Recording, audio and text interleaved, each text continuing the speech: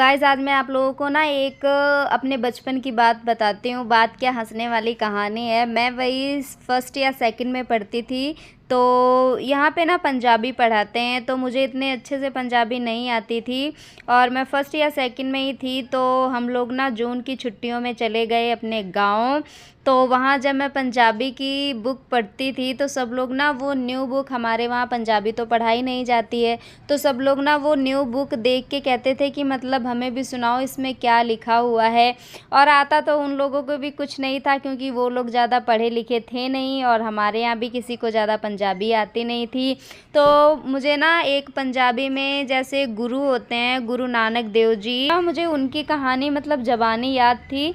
तो मैं ना किसी को भी सुनाती थी, कोई सा भी लेसन सुनाती थी। बहुत हंसने वाली बात है, कोई भी लेसन सुनाती थी, मैं सबको वो जो रटी हुई कहानी मुझे याद थी मैं वही सुना देती थी। और सब लोगों को ऐसा लगता था कि मतलब हाँ, मैंने सारा कुछ पढ़ के बहुत अच्छे से सुना दिया है। कई कई बार तो मैं उसमें कुछ और भी मिक्स कर देती थी, जैसे अपने तरफ से कुछ बना के मिक्स कर देना, जैसे दो लड़के वहाँ जा रहे हैं, ये कर रहे हैं, वो कर रहे हैं, ये खा रहे हैं, वहाँ चले गए, ये हुआ वो हुआ, ये सब मैं मिक्स करके उसमें सुना देती थी। पर किसी को कुछ पता ही नहीं चलता था कि मैं क्या कर रही हूँ, क्या पढ़ रही हूँ, क्या लोगों को सुना रही हूँ, क्योंकि वो बेचारे भी अनपढ़ थे, उन लोगों को भी कुछ पता नहीं था। और जो वहाँ के पढ़े भी लोग थे उनको सिर्फ हिंदी और बहुत ही कम लोगों को जो इंग्लिश थी वो आती थी, नहीं तो ज़्यादातर ऑलमोस्ट सबको ना हिंदी ही आती थी।